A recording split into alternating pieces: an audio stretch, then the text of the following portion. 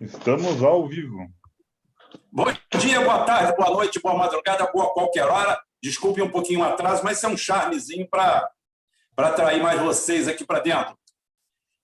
Falei que nós falaríamos de flores também, não só de espinhos e de roseiras. Hoje eu estou trazendo o Gustavo Santos aqui para falar um pouco de economia, falar sobre seu livro, falar sobre saídas que a gente enxerga no Brasil. É impossível a gente falar tanta coisa de ruim do Brasil e não ter a humildade de entender que o Brasil é um gigante. É um gigante econômico, é um gigante nas commodities, é um país com extensão territorial imensa, com a extensão agrária imensa, um parque industrial ainda que depauperado existente. Estamos aí no limiar de algumas atividades que nós estamos perdendo espaço, mas ainda temos tempo de recuperar. Um exemplo é a construção naval. A construção naval ainda temos expertise, capacidade e know-how para executar qualquer obra, qualquer tipo de obra nós ainda temos, mas estamos perdendo essa mão de obra para Uber, para até vendedor de bala em sinal. É trágico. Esse governo que aí está, um governo entreguista, sabotador, não venham aqui procurar, na minha fala, nada sobre genocídio, nada sobre Covid, porque a própria Organização Mundial de Saúde perguntou aos países o que elas estavam fazendo. Ou seja, não existe convicção nenhuma vinda de cima para baixo. E hoje, só para mostrar a canalice de alguns setores desse governo, mas quando eu falo alguns setores desse governo, quem responde por ele é o titular. O Chile acaba de aprovar a vigilância sanitária do Chile, que é considerado um país muito mais organizado que o nosso, com a capacidade industrial e tecnológica maior do que a nossa, em que pese o tamanho, a população, tudo isso aí é uma questão de proporcionalidade. O Chile aprovou a Sputnik V. E aqui a nossa Anvisa, a nossa corrompida, pútrida, podre Anvisa, como quase todas as agências reguladoras nacionais são balcões de negócio, proibiu, baseada, inclusive, pasmem, não numa resolução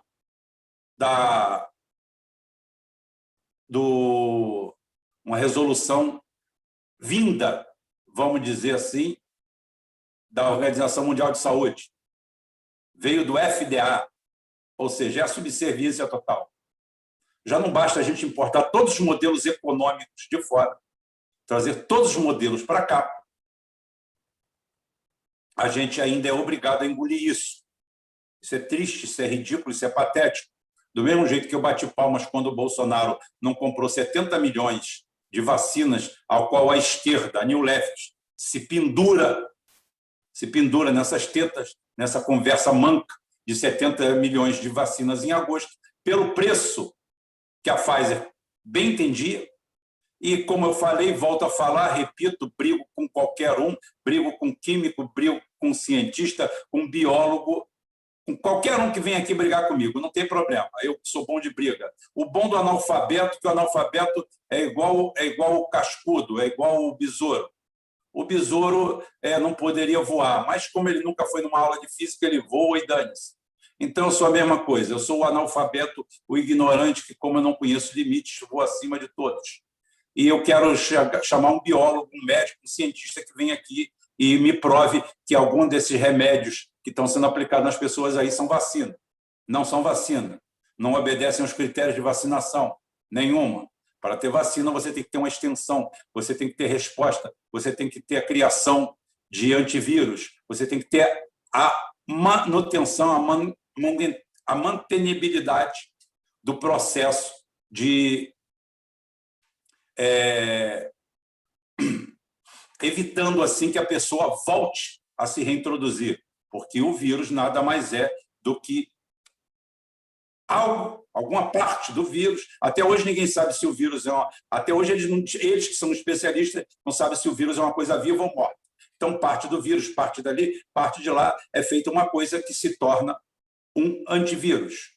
Você tem uma função antiviral do organismo, em que você neutraliza aquele vírus. Isso daí você precisa de tempo. As vacinas normalmente levam 20 anos para ser desenvolvida. 4 meses depois, a Pfizer já tinha uma vacina. Está dando problema de trombose no mundo inteiro. Casos e mais casos que já deixaram de ser traços. Que é claro, você quando pega uma... A gente sempre fala que se você pegar a bula de qualquer remédio, você jamais vai tomar aquele remédio. Aquilo ali é assustador, de qualquer um. A Novalgina, a aspirina, o que você tomar, você vai ver. Mas por quê? Porque aquilo ali é um processo bem estudado, em que todos os casos são obrigados a serem mesurados. Então, morreu alguém, o cara tinha 95 anos, tinha 32.428 comorbidades, mas ele tomou aquele remédio e morreu. É obrigado ao relatório daquilo ali. Então, você, quando lê, você fala, toma cuidado, que isso pode acontecer com você. Provavelmente não vai acontecer com você. Se, de repente, você tem apenas 80 anos, num corpinho de 90, mas você ainda não chegou àqueles 94. Então, é o seguinte, tudo que temos aí são retrovirais. Tem retrovirais e antirretrovirais. O que acontece é o seguinte, a New Left abraçou a ideia do Partido Democrata Americano que vacinou, está resolvido. Eles resolveram a farsa deles assim.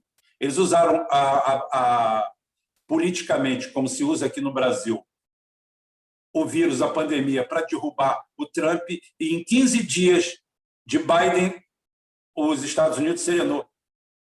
Acabou, não teve mais problema, ninguém mais ouviu falar nos Estados Unidos, o centro da pandemia já deixou de ser ali, automaticamente. Com isso, eu estou renegando o vírus? Não, absolutamente. Eu estou simplesmente alertando o uso político de tudo isso aí. E como última passagem, antes de passar a bola para o Gustavo para fazer as apresentações, e a gente dá um trato à bola, eu leio com vocês, aceitamos perguntas, não tem problema, a gente responde todas, o que a gente não souber, a gente inventa a resposta e você vai achar que é verdade. Não tenha dúvida, aqui você não sai sem resposta. Fica tranquilo. Eu tenho que catucar minha turma aqui e falar que a última demonstração de força dos bolsonaristas nesse patético 1º de maio parece que assustou bastante a New Left. Afinal de contas, a New Left tem como principal característica o medo e a covardia. É uma vertente que foi criada dentro de movimentação no Brasil na esquerda. Ser de esquerda hoje é um convite explícito a uma renúncia à testosterona.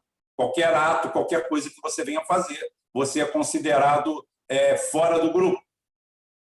E é o seguinte, ver tanta gente gritando palavras de ordem nacionalista, mesmo que de boca para fora, acaba assustando. Porém, o mais surreal é que hoje adeptos acéfalos do bolsonarismo mostram exatamente qual o caminho a ser seguido para se tornar respeitado e respeitar dentro de um cenário político em que a nossa neo-left é doutrinada de fora, não respeita seu próprio povo e muito menos seus costumes, suas crenças, suas convicções. A ordem da neo-left é chocar e até perder o voto, não importa. O importante é a causa identitária. Essa está acima de tudo. Traz-se costumes de fora. Eu sempre vejo com mais leniência o identitarismo na Europa, na Inglaterra. Não ao nível que está assustador, mas eu vejo com leniência, por um simples motivo. Mal ou bem, os problemas básicos da sociedade te resolveram. É a mesma coisa que se dar ao luxo de.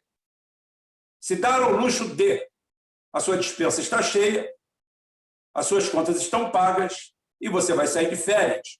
Isso é o identitarismo na Europa.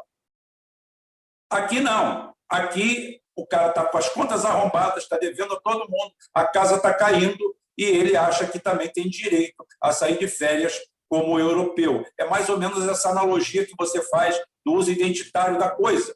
Nós não resolvemos nossos problemas básicos.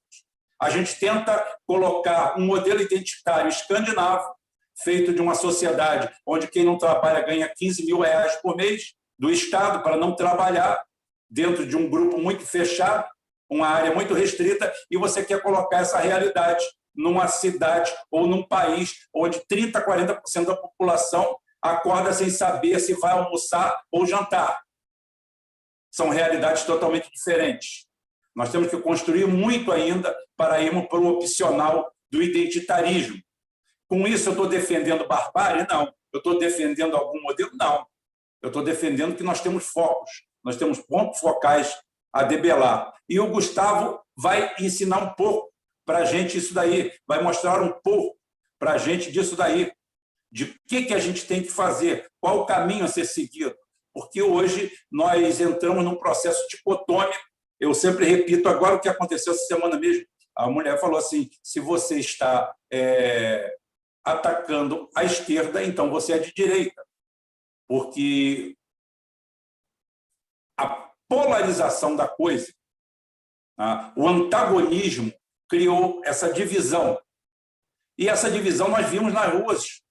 A partir do momento em que você cria aquele movimento de esquerda, você cria o rolo compressor do Lula, você quer, ao invés de fazer política, você fazer endeusamento, criando endeusamento em cima de uma figura, a hipericonização do Lula, a beatificação do Lula.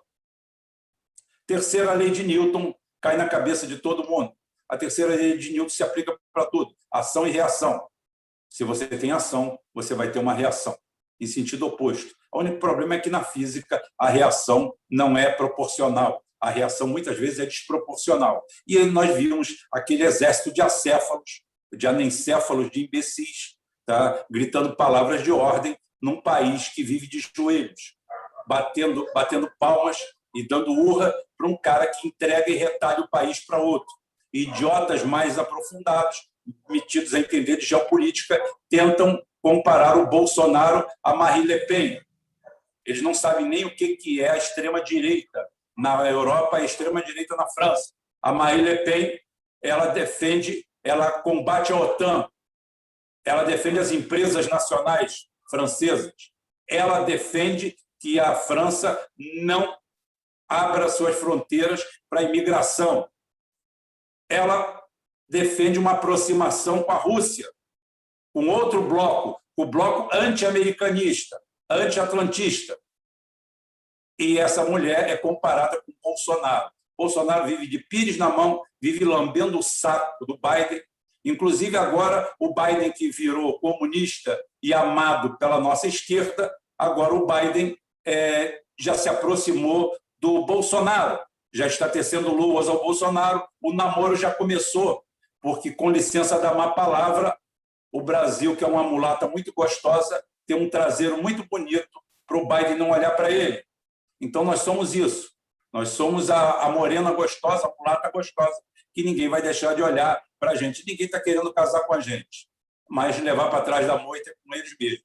E o Biden já tem feito isso. Eu quero saber para onde vai sair a New Left. Eu suspeito para onde eles vão sair, porque até o outro dia, essa esquerdinha odiava a Globo, queria o fim da Globo, queria o fim da Veja, queria tudo isso, e agora tece luas. A Globo virou o diário oficial, o STF virou um lugar maravilhoso, as pessoas que estão no STF são divinas, isso, aquilo ali. Para os mais antigos é o que eu falo, é a história do Nenzinho do Jegue, lá do Odorico Paraguaçu, do Bem Amado, lá de Sucupira. Ele, de manhã, ele era adepto do prefeito e, de noite, quando bebia, chamava o prefeito de ladrão, de corrupto. É mais ou menos o que acontece com o PT. O PT está nessa situação, nesse axioma. E eles se assustaram ontem porque viram que eles estavam jogando sozinhos. Eles estavam jogando sozinhos e ontem viram que tem jogador do outro lado também. O que vai dar isso? Não sei, deve dar algo de muito ruim. Mas fazer o quê? Boa noite, Gustavo. Já no adiantado da noite, aqui, abrir o espaço para você, a sua primeira vinda aqui, que espero que se repita muitas vezes. E apresente as suas credenciais aí, por favor. Mostre seu livro aí. O pessoal da moderação aí, por favor, peguem o link aí para colocar aí para as pessoas adquirirem o livro. Pode falar, Gustavo. Casa Rubens, sua. Rubens, obrigado. Você sabe que eu sou há muitos anos que eu sou um ouvinte, né, do Conversa ao Pé do Rádio. É uma honra estar aqui com você. Eu acho que você mudou a forma de a gente pensar a política brasileira, né? Você trouxe essa questão, uma nova forma da gente ver essa questão do identitarismo, claro, e outras coisas importantes, né, que você colocou, que tanto a questão a forma como você analisa a geopolítica também é diferente de outros analistas brasileiros. Assim, para mim, foi uma revelação desde 2018, quando eu comecei a assistir com frequência seu canal. Eu aprendi muito, a minha visão de mundo aperfeiçoou muito e então assim é uma honra estar aqui agora, podendo falar com você, podendo falar com seus ouvintes que são tão qualificados. Eu posso falar, se assim, você pode fazer uma pergunta, ou eu posso falar por exemplo, a título do que vocês passaram, né, no canal, né? Existe, como é que foi mesmo? O Brasil tem saída, né? Existe saída para o Brasil? A gente pode Primeiro, Gustavo, fica à vontade, é o seguinte, eu quero primeiro que você mostre o seu livro, tá? Vende o peixe aí, mostra o livro, mostra o que é o livro, pode dissertar à vontade, e depois, sim, a gente pode começar, depois a gente espera, enquanto você fica dissertando aí, eu faço uma coleta de algumas perguntas aqui, que as pessoas podem fazer, e você dá uma ideia geral do que seriam, talvez, algumas vertentes de saídas, que existem várias. O grande problema do Brasil são os cartórios, mas aqui a gente não está preocupado com isso. Isso é problema para os políticos. Sim, sim. Aqui, esse aqui é o meu livro, né? Finanças Funcionais e a Teoria da Moeda Moderna, Gustavo Galvão. Eu publiquei ano passado, né? E já vendi alguma quantidade razoável e por acaso, finanças funcionais, não sei se o público o pessoal, alguns já, acredito que boa parte das pessoas já ouviu falar, principalmente no nome de MMT, né, Teoria da Monetária Moderna, que de 2018 para cá virou uma moda agora entre os economistas keynesianos, né, os economistas mais progressistas, e os Estados Unidos agora, essa política do Biden nova aí eles estão querendo fazer um novo New Deal, né? É muito baseado nessa teoria, né? E a China, né?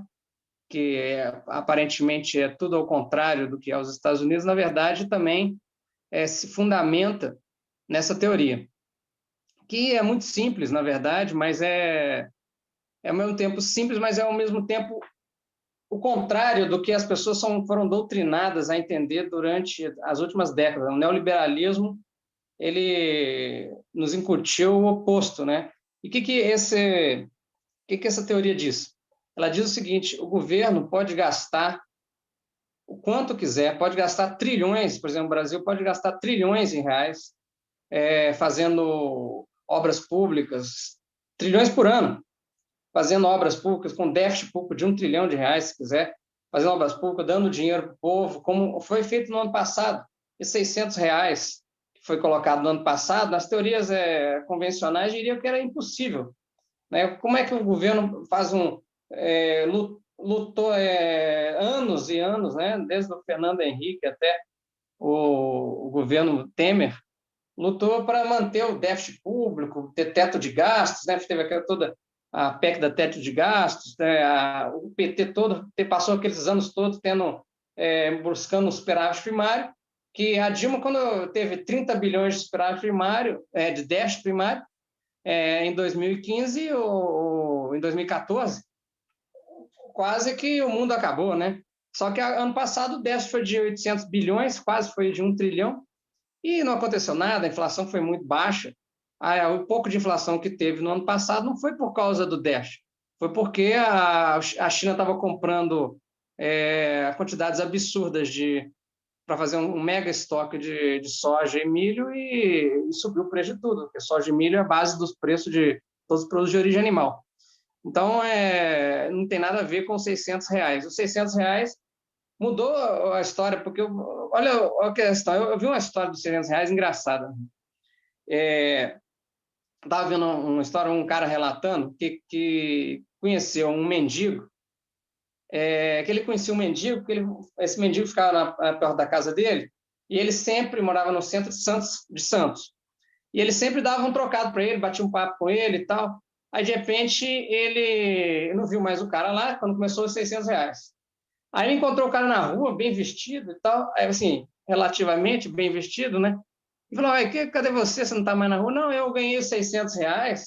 Aí eu aluguei uma casa, aluguei um apartamento, um kitnet, e arrumei um emprego. Eu acho que a coisa deve ter dado uma autoestima maior, né? Aquele dinheiro, o cara resolveu procurar um emprego e conseguiu. Então, assim, por causa dos R$ 600. Então, ou seja, uma coisa pequena mudou a vida de uma pessoa de forma radical. Isso foi para milhões de famílias, 56 milhões de pessoas receberam esse auxílio, boa parte deles no valor de R$ 1.200. E o valor total de gasto, não sei se foi entre 400 bilhões, 500 bilhões de reais gasto com auxílio. E agora, este ano, o Guedes está dizendo que não pode gastar, que vai dar problema, vai dar déficit. Por que o ano passado não teve nada?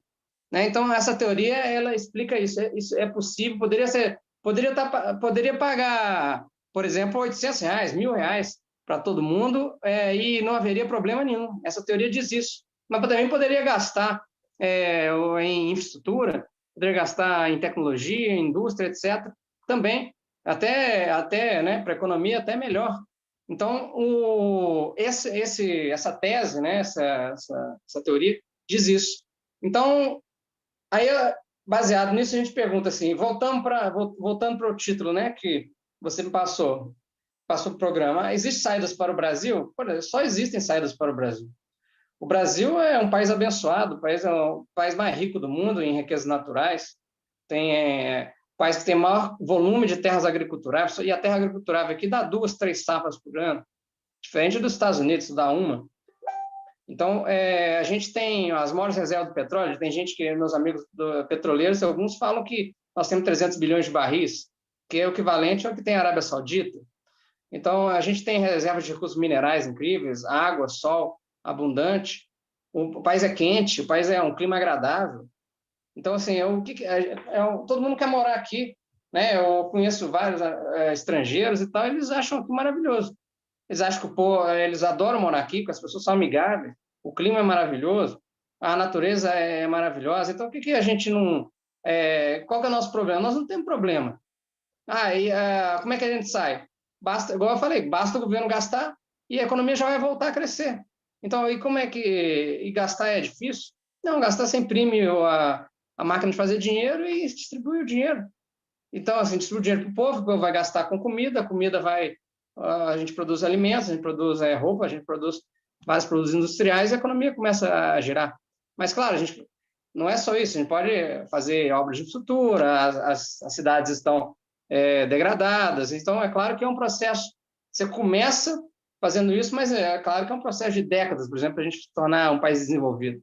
Mas a gente poderia, eu já fiz uma conta uma vez, em 15 anos a gente seria igual a Portugal, em termos de renda per capita, com uma taxa de crescimento de 5%, coisa que é trivial atingir uma taxa de crescimento de 5% ao ano. Não tem nenhum mistério. Agora, o problema nosso é a mente colonizada, né? A mente colonizada. A gente acredita, o nosso colonizador, né? Vamos dizer assim, o Império controla os jornais, controla as redes sociais, controla os partidos políticos, controla a justiça, controla tudo, e ele o tempo inteiro travanca o país. Se aparece um grande líder, né? Ele é eliminado na raiz. Aqui não prospera um líder, não é permitido. Então a gente é uma potência que tá colonizada, mas não é uma colonização explícita, né? É uma colonização ideológica, etc. Tem toda essa guerra híbrida, todos esses instrumentos de manipulação, né? Então eu vejo hoje a gente como se a gente estivesse na República Velha. Todas as potencialidades do Brasil já existiam quando a gente era República Velha, só que o país não andava. O país ele era viciado em se auto se autodesvalorizar, né? A gente está na mesma coisa. Aí vem o Getúlio Vargas, apareceu e o país lanchou de repente, né? O que não podia ter feito antes? Não foi feito antes porque as pessoas não acreditavam que a realidade era possível. Tudo que eu estou falando é uma realidade, né? Toda essa riqueza que a gente tem, o povo brasileiro é um povo tem a mesma língua, ele não tem divisões graves internas. Claro que por exemplo, como você diz, esse identitarismo ajuda a dividir, né? Bolsonaristas, identitaristas, essa divisão é que nos deixa perdidos, né? Mas a gente não tem uma divisão inata, né? A gente não tem uma divisão essencial, como tem em outros países, por exemplo, na Índia, que você tem divisões, as pessoas lá, séculos de divisão, né? Não tem... Aqui não, aqui você... um filho judeu casa com a filha de um muçulmano aqui e fica... Então, assim, nós temos uma habilidade... Aqui os árabes e os judeus, tanto em São Paulo quanto no Rio de Janeiro, trabalham e vivem no mesmo lugar, vivem fazendo piada e tomando cafezinho no mesmo bar. Quem vai no Saara ali, vê os judeus e todos os árabes ali, todos eles confraternizando. Em São Paulo é a mesma coisa. O Brasil é único nisso. Sim. Um chinês e um japonês, por exemplo, eu conversei com um chinês, ele falou que lá na Ásia, um chinês e um japonês, eles não se bicam. Aqui você vai ao restaurante chinês, está cheio de japonês, o restaurante japonês está cheio de chinês, eles têm toda uma relação comum. Então, assim, essas brigas étnicas que tem no resto do mundo, aqui elas não fazem sentido. Aqui, se você vê uma mulher bonita que é você, sei lá, de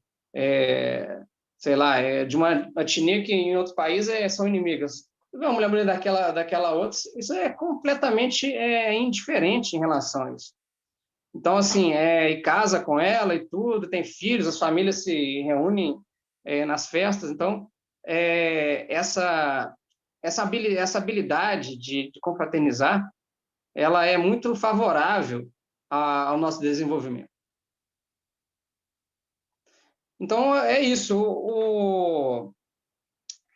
Eu posso... o que você acha? A gente pode tocar... Não, a gente pode... A gente já tem algumas perguntas aqui e você acabou de responder uma, né? Você respondeu a Ione Oliveira, que pensa sobre a impressão de moeda sem lastro. Você acabou de dar uma aula sobre a impressão de moeda sem lastro. Porque, na realidade, ninguém tem mais moeda lastreada no mundo. Existe simplesmente uma relação entre o mercado e a necessidade. A impressão lastreada de moeda não existe mais. Ninguém lá mais lastreia moeda. Existe controle monetário, né? Sim. Nem controle monetário existe mais, né? Existiu numa época a tal da moeda lastreada, né? Mas a moeda não foi criada lastreada. A moeda foi criada pelos sumérios há 5.000 anos atrás, não lastreada. Era moeda fiduciária, como é hoje. Sabe como é que era a moeda? Eram plaquetas de barro, aquela escrita cuneiforme, né? O governo fazia plaquetinhas de barro e entregava para o povo. Aquilo era moeda, não era de ouro, não era de nada. Era como se fosse papel daquela época, não tinha papel. Eles faziam dessa forma. Não tinha nenhum lastro. E o lastro é uma coisa muito recente, mais alguns séculos para cá, né, uns 500 anos para cá, que as moedas passaram, mais ou menos da Idade Média para cá, as moedas passaram a ter algum que a gente, o pessoal chama de lastro, né? Mas, na verdade, nenhum lastro nunca existiu. O lastro é só uma forma de você fazer uma taxa de câmbio relativamente fixa. Você, por exemplo, a moeda é mais de ordem geopolítica, né? Tem mais uma relação de ordem geopolítica, geoeconômica, né? De você ter uma taxa de câmbio, né? Porque o florim holandês valia, sei lá, 2 onças de ouro, e o inglês tinha 3 onças de ouro. Aquilo era o parâmetro do comércio internacional. Mas, na verdade, o lastro nunca foi uma coisa realmente um lastro. sempre foi uma moeda fiduciária, mesmo quando ela era de ouro, era fiduciária também, da mesma forma. O lastro eu acho, humildemente, como opinante, não sou especialista, eu deveria ter até chamado meu filho, porque ele está se formando em economia agora na UF, né? O meu filho mais novo, não mais novo, o mais novo tem 13 anos, está aqui enchendo o saco.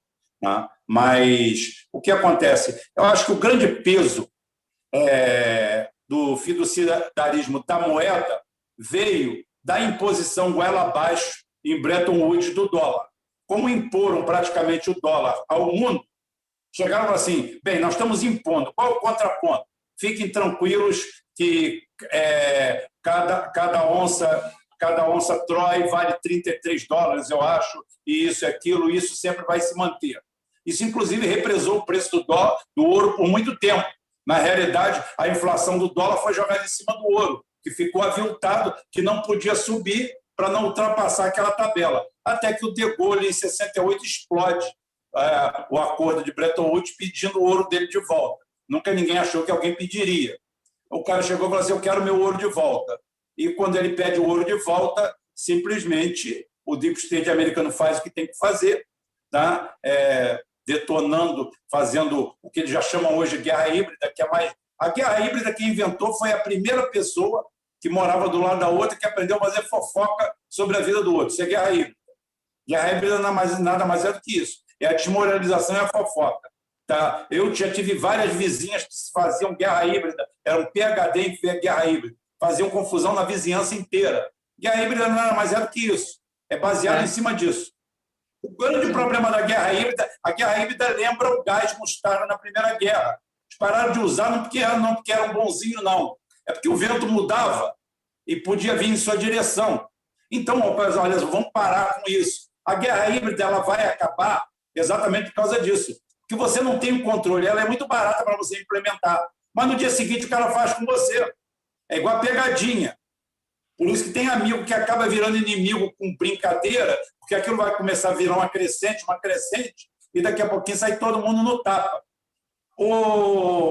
Gustavo, eu uso uma alegoria, já tem umas perguntas aqui para você, eu uso a alegoria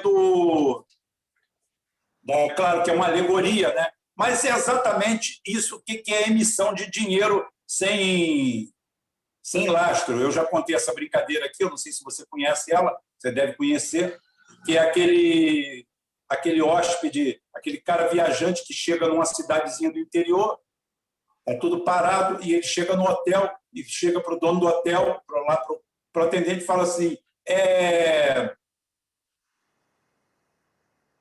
a cidade aqui é boa? Não, a cidade é ótima, eu estava querendo passar uns dias aqui, mas eu estou em dúvida.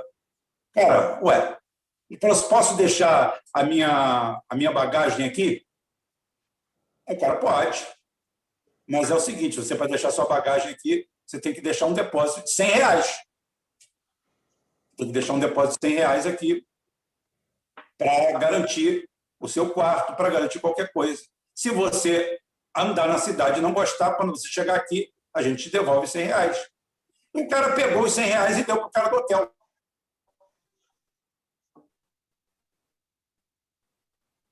É do hotel, acho que eu estou devendo ali, que a gente recupera o crédito, pode comprar carne, que está difícil. E ela foi lá e deu os R$100. E aquele cara do açougue foi correndo lá no mecânico que ele estava devendo e deu os R$100 para o mecânico, pagou a dívida de R$100 que ele tinha com o mecânico. Recuperou o crédito.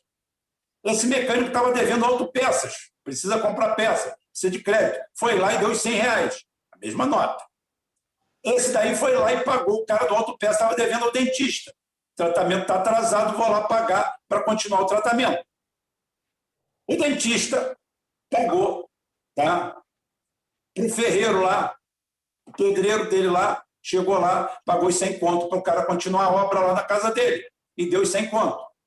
Os 100 conto lembrou, o cara do pedreiro lembrou que ele tinha uma dívida com a meretriz da cidade. A meretriz da cidade, ele devia lá 100 conto e não estava podendo trocar o óleo com ela. Ele foi lá e deu os 100 conto e pagou a prostituta. A prostituta, por sua vez, fazia programa no hotel. foi lá e pagou os R$ 100 que devia ao hotel. Quando ela acaba de pagar os R$ 100 que pagou o hotel, o turista chegou e falou: a cidade é muito legal, mas eu não estou muito afim de ficar aqui, não. O cara foi devolver os R$ 100 para ele, que eram os mesmos R$ 100 que movimentou a economia da cidade inteira durante um dia, né? E devolveu os R$ 100 e o cara foi embora. E a gente pergunta: cadê os R$ 100? Onde estão os R$ 100? Não, os R$ 100 nunca existiram. Os R$ 100 nunca existiram. Eles apenas trocaram de mão.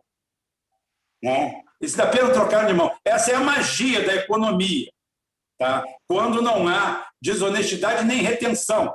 Quando você pega esses R$ 100 no meio do caminho e bota dentro do colchão, você está matando a economia. Você está destruindo ela. Porque você acaba com esse circuito, com esse círculo simples e fácil de entender. Que a gente pergunta, afinal de contas, onde estão os R$ 100? Voltaram no bolso do mesmo dono. Inclusive, eu queria que até que você pudesse dar uma explanação para as pessoas, que quando o governo emite esse dinheiro, dizem que em menos de 1 ano e meio ele volta até 1,8 vezes o valor impresso em impostos, porque os impostos são feitos em cascata, o governo recebe imposto de todo mundo. Então, para cada real que ele emite, ele acaba recebendo, num espaço de tempo, até 1,80 daquele dinheiro emitido. É a mágica desse circuito, dessa ciranda financeira todinha aqui.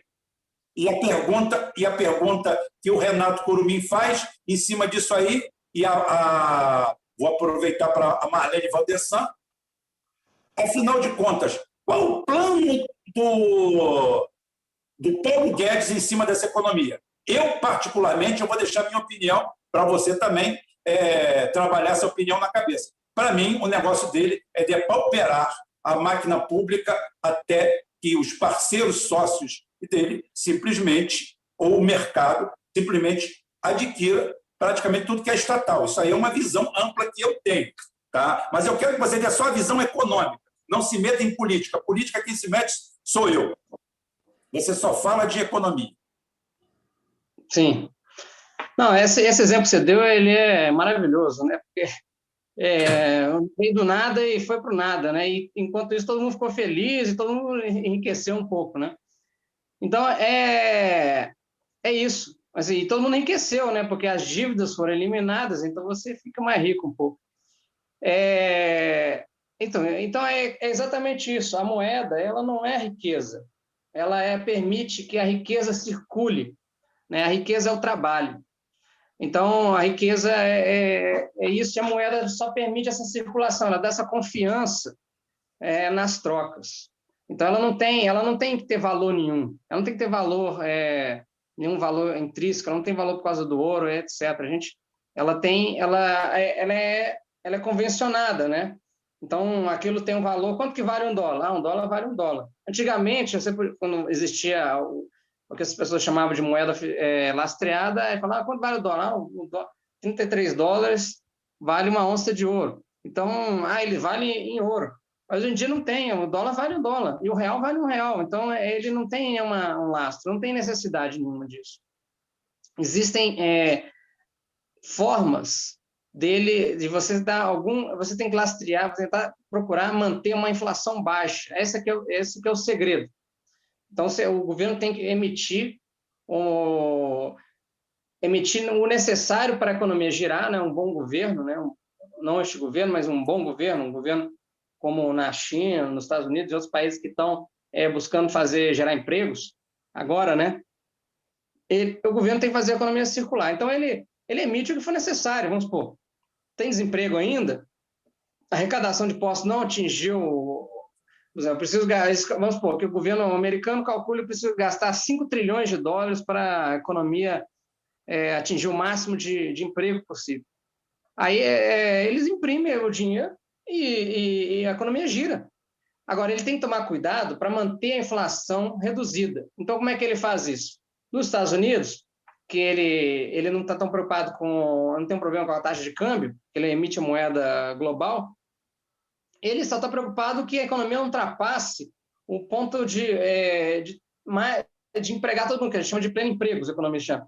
Não pode passar o pleno emprego, eu não posso tentar contratar mais trabalhadores do que existem trabalhadores disponíveis para trabalhar. No caso brasileiro, falando baixo aqui que o neném está dormindo. No caso brasileiro,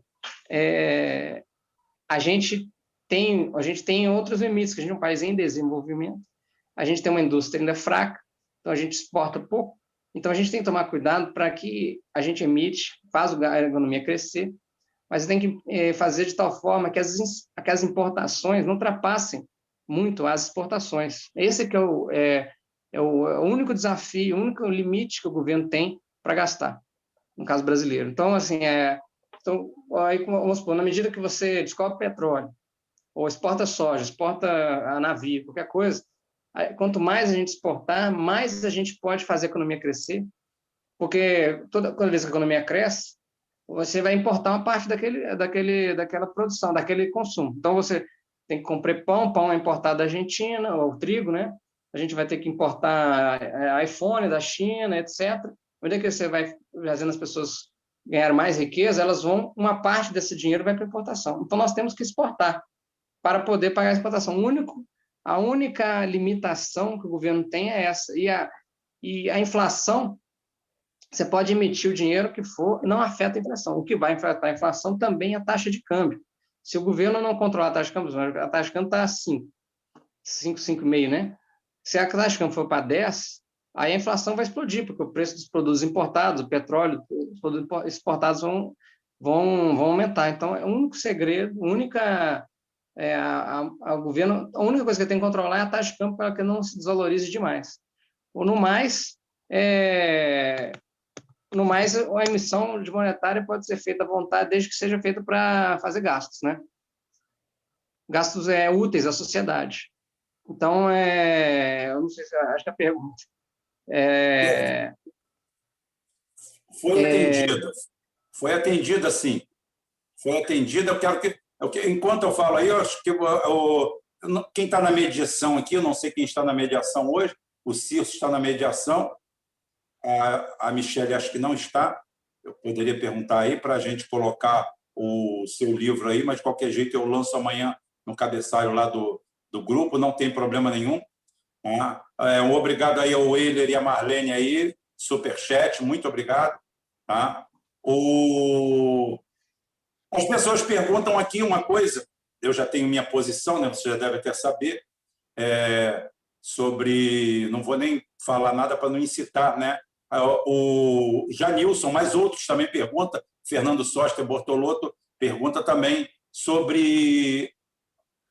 O Fernando nem pergunta, o Fernando já mete logo os cachorros sobre essa criptomoeda, Bitcoin. Qual é o seu conceito básico sobre isso aí? Isso é um negócio bem interessante, né? As pessoas perguntam muito isso. Então, a criptomoeda, primeiro, ela não é uma moeda, né?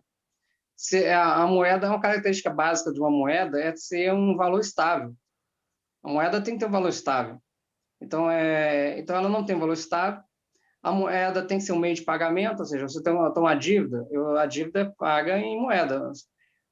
Você não tem dívida que vai pagar essa moeda, você não tem a coisa que você pode comprar com essa moeda, essa criptomoeda, ou seja, você não pode ir no supermercado e comprar nada, você não paga a sua dívida, você não compra os produtos, e ela não é reserva de valor. Então, ela não é uma moeda.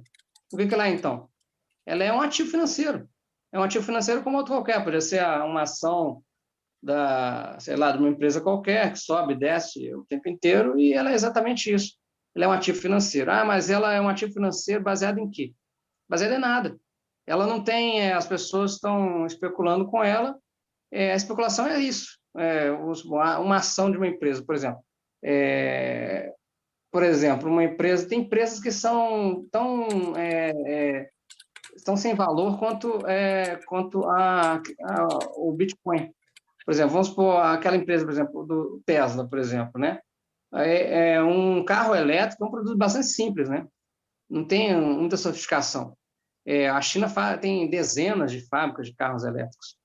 E ele está valendo mais do que as grandes montadoras de carros a gasolina. Juntas.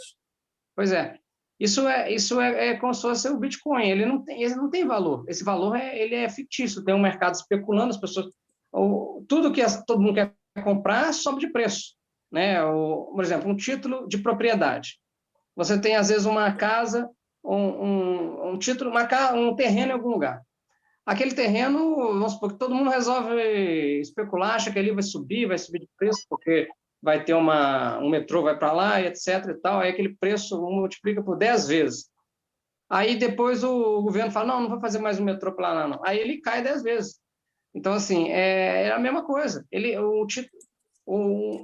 Mesmo que algum direito de propriedade tenha alguma coisinha que seja valor, igual esse título, essa moeda, isso que eu falei, de um título de propriedade sobre um terreno, aquele terreno ele pode valer enormemente ou valer nada, dependendo do que o mercado acha. Então, é a mesma coisa o Bitcoin. Todo mundo começa a comprar, a quantidade disponível é limitada, se todo mundo resolver comprar, falar que vai subir, sobe, né? Já teve tulipas, né, na Holanda que subiram e depois viraram nada, e muitos outros casos. Eu fiz um programa sobre as tulipas, eu tenho um programa aqui no Geoforça sobre as tulipas. Eu vi. É legal, foi bom. Então, é isso, exatamente isso. Aí, agora, uma coisa que me deixa curioso, na verdade, em relação ao Bitcoin, porque isso é tudo muito simples, né? Já aconteceu milhares de vezes, né? Na história, coisas como o Bitcoin. O que me deixa intrigado é quem criou o Bitcoin, né? Uma vez eu vi um estudo de um pessoal tentando entender quem criou, né? Porque eles falam que foi um tal de um japonês lá. Mas alguém pegou os algoritmos do Bitcoin de criptografia e disseram que eram cópias de um algoritmo que a NSA publicou nos anos 90.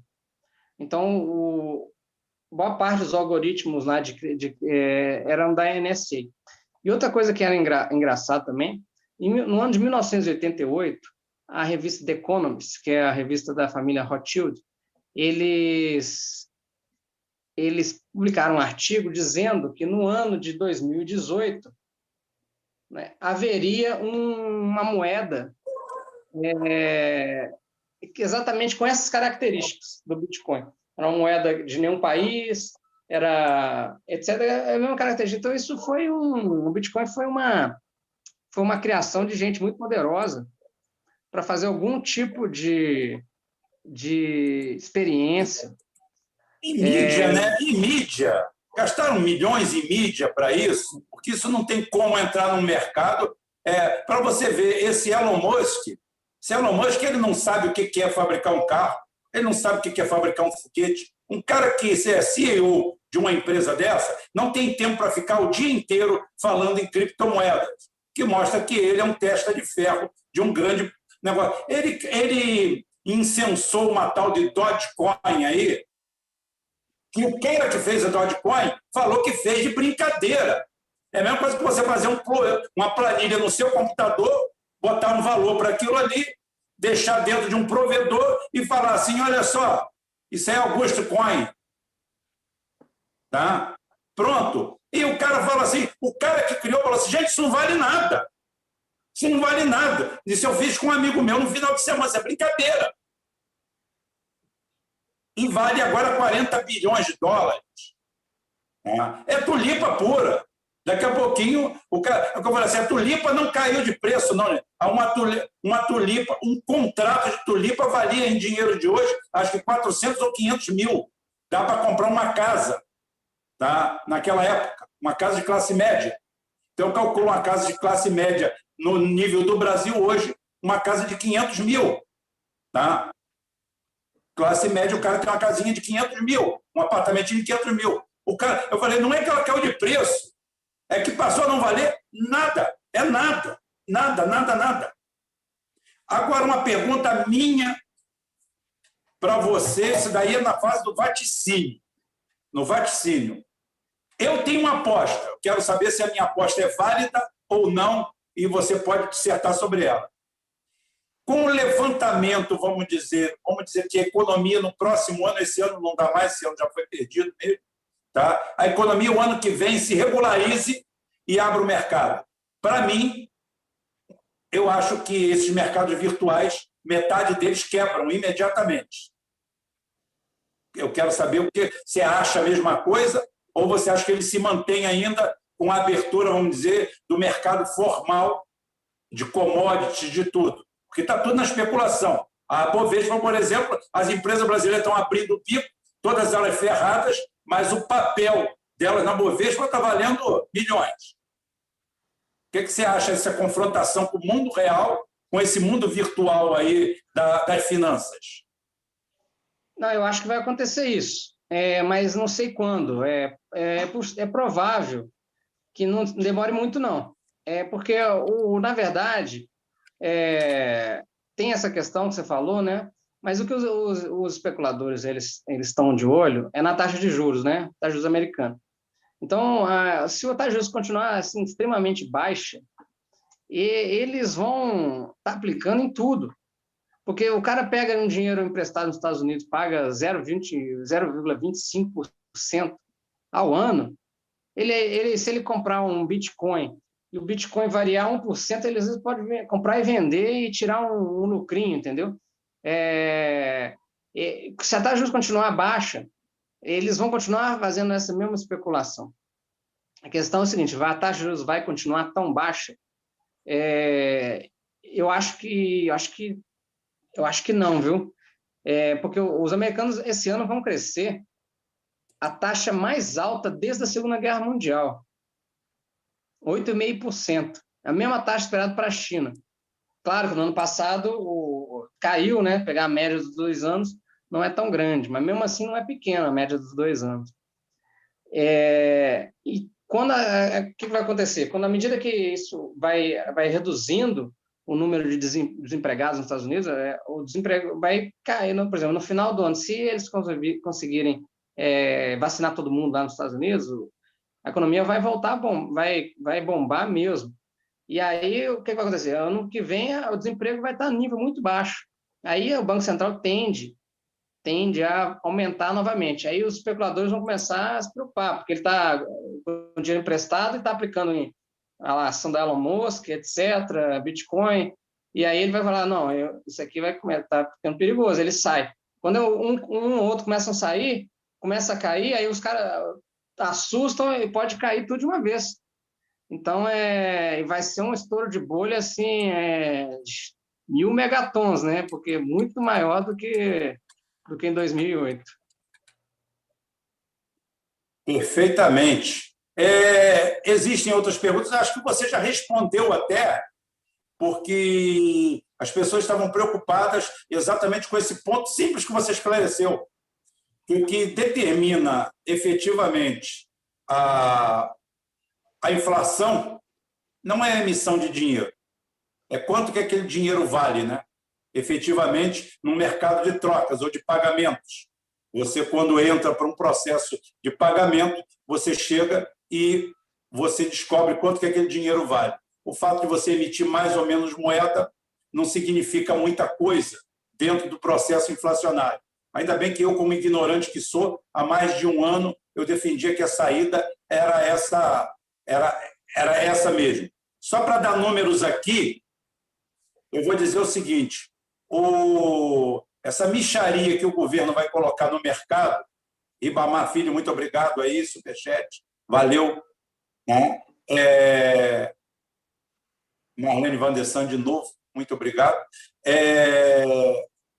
Em valores, deixa eu botar números, calcula-se que essa mixaria que eles estão dando para as pessoas é algo em torno de 30 bilhões de reais. É uma ninharia, é um dinheiro ridículo. Só em números nós podemos dizer que é o seguinte: o ano passado, o Paulo Guedes se apropriou de 200 bilhões de reais de nossas reservas cambiais, para rifar elas no swap cambial, sem efeito nenhum. Foi dinheiro jogado pela janela. O dinheiro queimado na especulação. Ou seja, o que era para cair no swap cambial, na realidade, foi para o bolso do especulador. Isso se chama venda de informação privilegiada.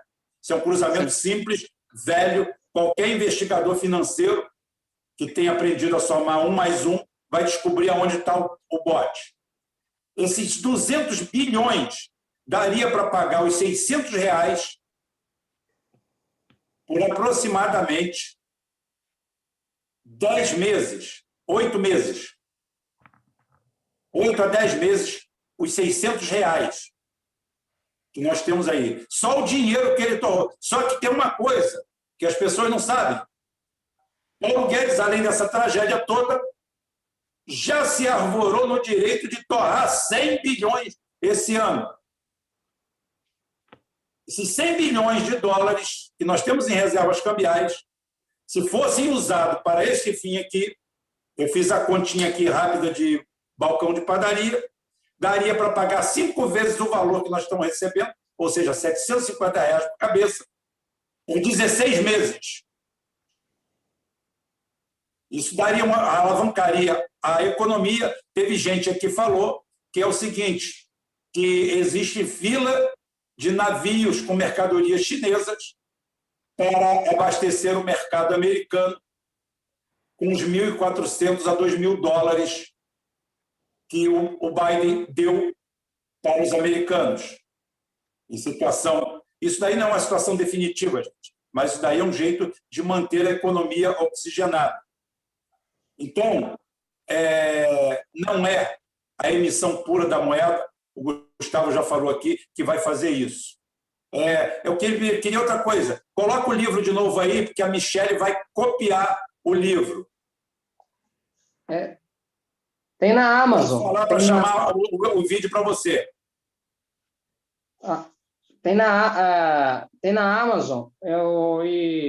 E no meu site também tem uma lojinha lá que eu vendo ele. Perfeitamente. A Michelle já vai pegar e vai colocar aqui. Vamos ver aqui as perguntas aqui. As pessoas estão com medo aqui, já mostraram, um medo, por exemplo, de que o Oriente passe a explorar muitos grãos e não necessite do agronegócio brasileiro. Você vê algum risco nisso? Sim, eu vejo, sim, algum risco nisso. Vai demorar muitos anos, né? Mas essa é uma coisa que é uma tendência que pode acontecer. Eu também gosto da muita economia agrícola, né? Mas eu acredito que vai demorar 10 a 15 anos para ter uma fonte de soja ou de outro tipo de proteína que possa ser usado para animais que compita com a soja brasileira, né? Que hoje a gente é o maior ofertante mundial, mas demoramos 40 anos, né? Abrindo o cerrado para poder estar colocando isso, por exemplo, a concorrência externa à China é a Rússia e a África, né? Eles vão demorar muitos anos, que abrir uma fazenda demora muitos anos. Tem que abrir a estrada e tem que domesticar aquela terra.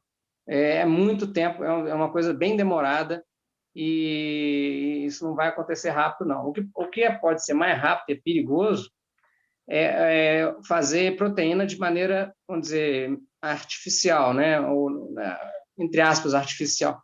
Isso aí poderia fazer, a China poderia fazer em grande escala, talvez, isso é perigoso. Então, eu vejo que é uma coisa temerária ficar ameaçando a China como o nosso agronegócio tem feito e esse governo tem feito. Sem a exportação do agronegócio, a economia brasileira, hoje, né, que é uma economia bastante desindustrializada, ela vai para o brejo, ela afunda numa crise profunda, porque demoraria... As exportações, elas têm a agricultura brasileira, ela não é um peso grande no PIB, mas ela é um peso grande nas exportações.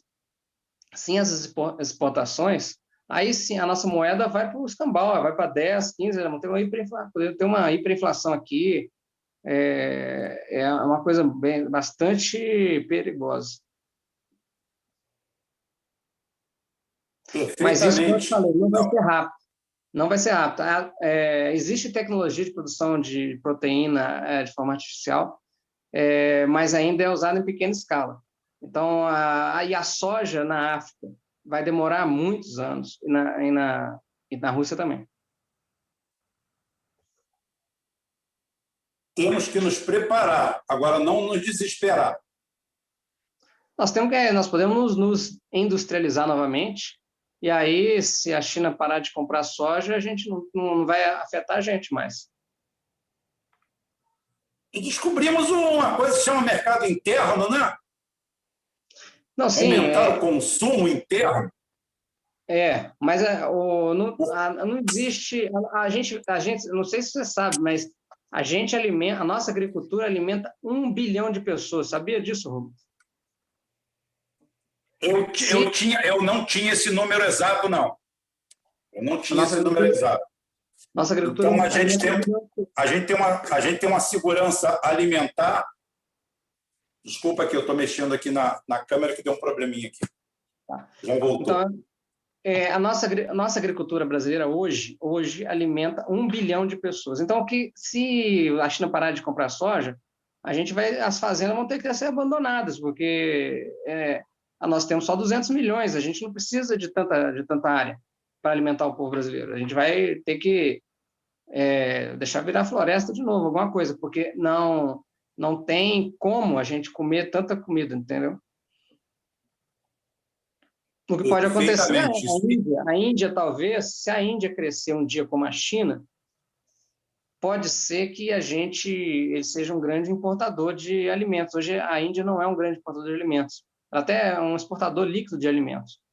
Apesar de ter um terço da área brasileira e ter uma população igual a da China, ela ainda exporta muito alimento. Por quê? Porque ela não come carne praticamente, ela come muito pouca carne. E a carne, ela energeticamente, você gasta muito. Por exemplo, para produzir 1 quilo de frango, você gasta 2,5 kg de grão. Para produzir porco, você produz 3,5 kg de grão. E para produzir 1 quilo de carne de vaca, você precisa de 8 kg de grão. Então, quando você passa a comer alimentos de origem animal em grande quantidade, você aumenta a demanda de grãos muito. Então, foi esse fenômeno de aumento da produção de carne na China que fez com que a demanda desse século de soja aumentasse muitas vezes. E agora também, né? E água também, produzir carne gasta muita água. Gasta muita água, mas a água, né, é mais abundante, né? Mas a China agora ainda tem o seguinte: na verdade, nos próximos anos, a demanda da China ainda é crescente. A China está começando agora a importar milho em grande quantidade. Então, vai ter um boom do milho agora também. Então, as nossas exportações agrícolas até 2025 ainda devem, até 2025, 2024, ainda devem continuar crescendo a taxas aceleradas.